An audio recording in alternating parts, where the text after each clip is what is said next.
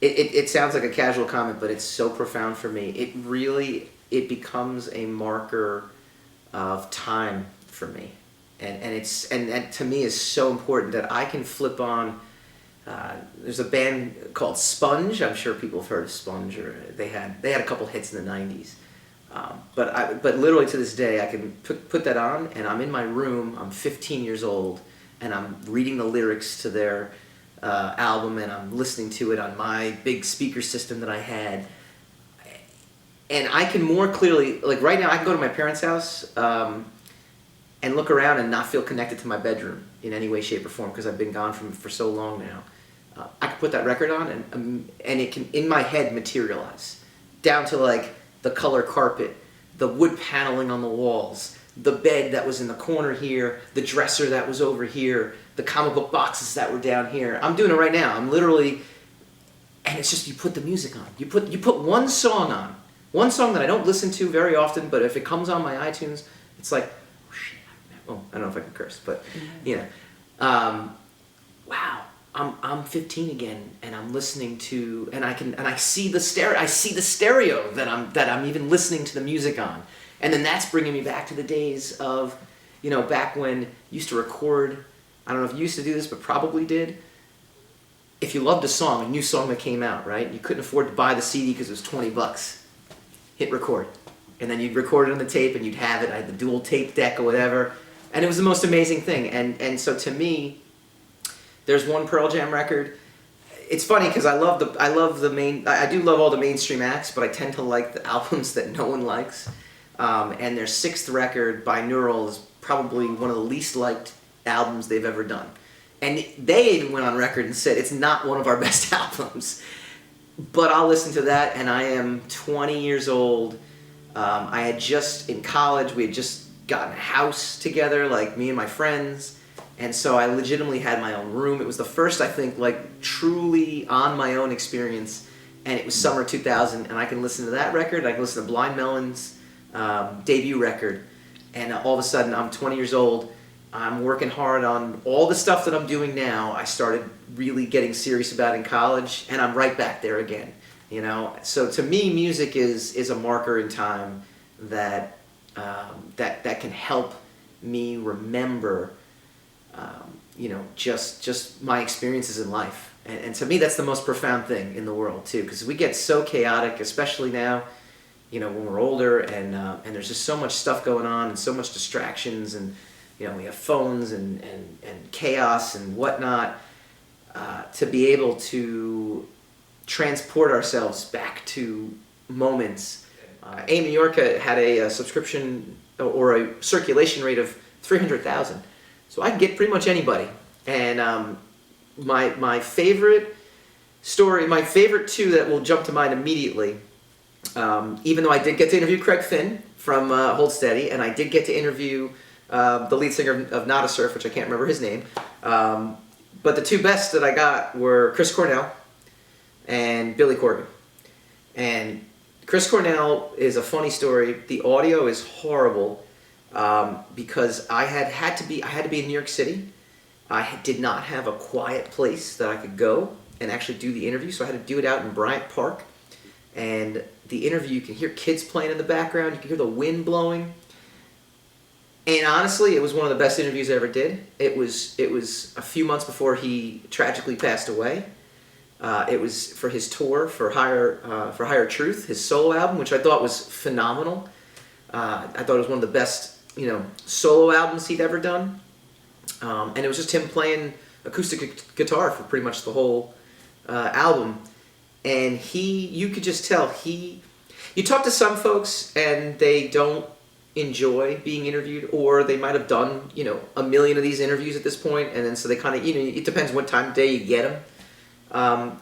The publicist had to cut in and be like, okay, you know, we've been talking too long now. You know, we got to move him along. He's got another interview, whatever. He could talk about his stuff. You could tell he loved talking about it, but not in a pretentious way. He just loved music. I would ask him a question, and it would be something about the new album, and he would sidetrack, you know, or go on a tangent and be like, yeah, you know, and that's how I came up with the riff for Black Hole Sun. You know, it was weird. It's the same way. All of a sudden, and I'm just doing this. And this has happened, and now all of a sudden I've got the origin of Black Hole Sun on this interview, and it's like, wow, you know, and I think I'd even asked him something about the last Soundgarden record, which I actually like. I love the last, and will be, you know, tragically, you know, unless they release never before released material, will be their last record, King Animal. And I said, what about this song? And he said, oh yeah, he's like, and it was kind of similar to Outshined, you know, when I was doing this, and I'm like, wow, you know, like, I didn't ask him about this other stuff. He would go into it, and he could talk, and it was a great interview. The second great interview that I did was extremely timely. I was a huge Smashing Pumpkins fan in high school. In '96, that was my band. You know, I think every year I have like one band that is like a marker for what year that was. Like anything can come on. If anything from Melancholy comes on. And even Siamese Dream, because I got into Siamese Dream. I listened to Siamese Dream in '94 when it came out, or '93, but I didn't get into it until '96. That's my 1996 record, like right there. You know, What's the Story? Morning Glory was my '95 record. You know, like you have different years, and for me, they're markers in the sand essentially. And then they came out with Ava Adore, the electronic album. And I'm like, what is this crap? And I just wrote them off. They came out with another record, Machina, and the blah blah blah blah. But by that point, I was done. I was done with Billy Corgan. I was done with Smashing Pumpkins, whatever. And then you hear the whole rest of the band, you know, broke up, but he kept the name going. And I was like, oh my god, what a pretentious guy! Like this is terrible. I don't know. And then around 2012, again on Twitter, before it was toxic. Another artist we were just talking back and forth, and he was like, you gotta listen to the new Smashing Pumpkins album. And I'm like, it's not the original members, like, how good could this be? And I listened to it, it was Oceana, and I got back into, and I was like, wow, this reminds me of, you know, the 90s stuff. This is actually pretty good. And then I started kind of going back and saying, boy, I really missed a lot of good music from Billy Corgan.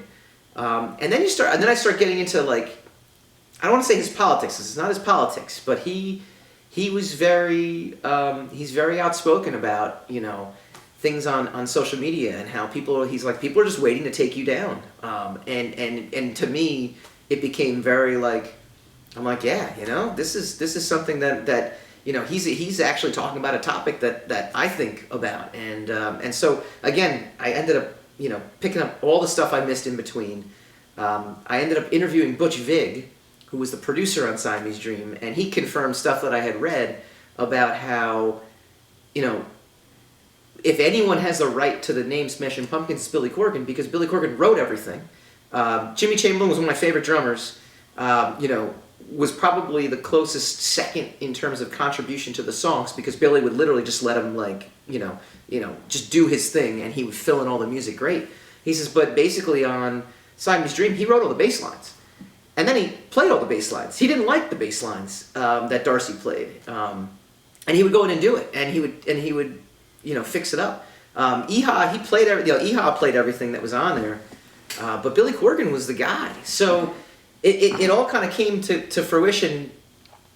My, you know, getting his back catalog and really going into it happened at the exact same time I was about to interview him, and so it was one of those like, man, I can't wait to interview him.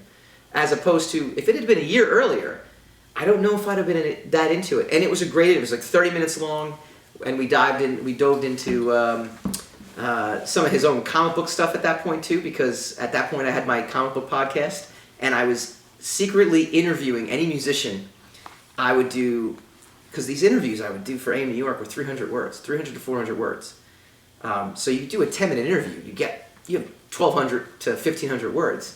But you could be on with them for more than 10 minutes. You could be on with them for 20 or 30. So I would actually do the first half for the AM New York stuff, and the other half I'd do for my podcast. And so it was great. And he was just very forthcoming. And to this day, it's, I think, my most listened to interview I've ever done. Nice. So right now you can go to YouTube. You go to youtube.com/Sire Studios, but you'll be able to find it on youtube.com/Rogue Matter. And you know, anywhere you can find podcasts, Spotify, Apple Podcasts, Google. You can look up the Rogue Wave podcast, and it'll be up there too. There's an Incubus record that came out it was gosh, what was it? Light Grenades in 2006, and it's all about Brandon Boyd, his breakup. You could tell it's about his relationship, it's his breakup, whatever. And I happened to be going. I had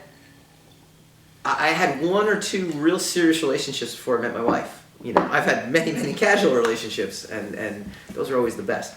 But I had one.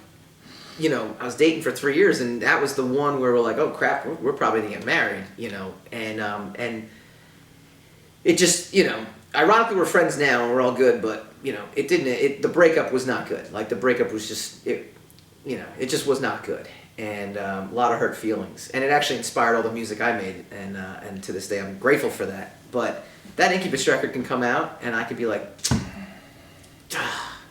and I'll think back to when she started hanging out with some of my friends after we had broken up, and I'm like, they're not her friends, they're my friends, and I'm spiting her by, you know, trying to do a lot of different things, you know. So, and it's funny, it's just like one song will come on, and all of a sudden it's 2006. I'm in White Plains. I'm in Stamford, Connecticut. I'm in all these places, even though I haven't left my room or I haven't left my car or I haven't left anything. And it's just amazing. It's amazing how that can do that. You know, it just take you back into time. And one of the songs I wrote, lyrics wise, was all about that. It's a song called "Take You on a Journey," and that was, you know, I forget exactly what the line was, but it was essentially like, you know, writing songs to remember this time, and you know, another song replaces another time, you know, and that's what it is for me. You know what it is? My cousin Dave was the first real musician I ever met. And we have a really close-knit family. We have a big family, and he married my cousin, my first cousin.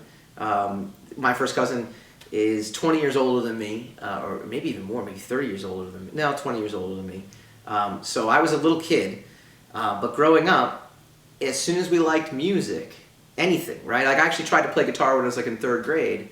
It was, well, you got to talk to Dave. Dave's that's what he does. He plays in bands, and to this day. You know, he just turned 60 recently, and he still gigs. You know, he plays in cover bands. He still does concerts. He played at Rockland Boulder Stadium. He's played at different places, and he did. In his 20s, he tried to make a living, you know, doing music, and so he was a guy that he was like my friend Joe, who I guess, you know, honestly, Joe Paoli would be my second music influence. I would say to help influence taste. We'll go with that one. But cousin Dave was. If you wanted to talk to a musician, it's him.